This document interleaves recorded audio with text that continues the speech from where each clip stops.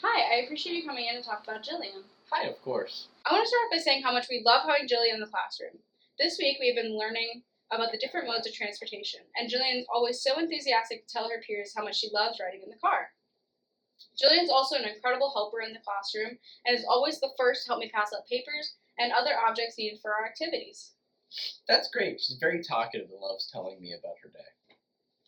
She also loves doing the puzzles that we've been giving out during the Learning Center times. We've even had to give her more challenging puzzles because of how quickly she finishes the puzzles. She has mentioned how much she loves doing the color puzzle at school. That's great. I'm glad she's expressing her joy about doing the puzzle. I want to take a moment to talk about her nap time situation, since you had suggested that Jillian not take naps during class. I completely respect and understand where you're coming from, as bedtime routines are incredibly important. Whenever she naps during the day, she ends up staying up all night. I need to get her to bed on time because we want her on a set schedule. I completely understand. That being said, I have observed some patterns in the classroom. On days when Jillian is not taking naps, we have observed her becoming more irritable after 12 o'clock. This is shown through her interactions with her peers and us towards the end of the day. And she doesn't seem as interested in our activities.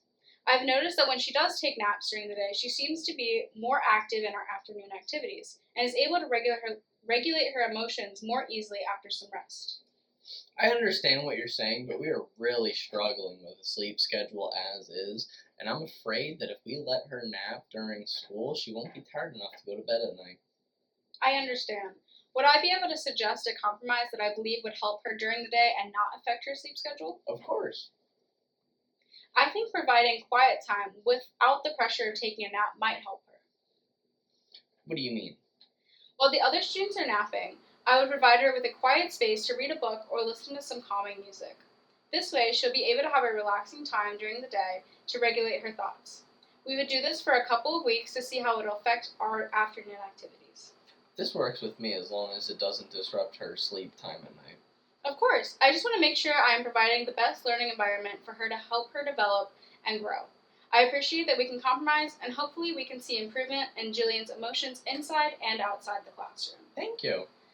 I will update you if we see any changes. I am grateful to have Jillian in my class, and I hope that this quiet time will improve her afternoon activities as we love the energy that she brings to our classroom. Thank you. You're welcome.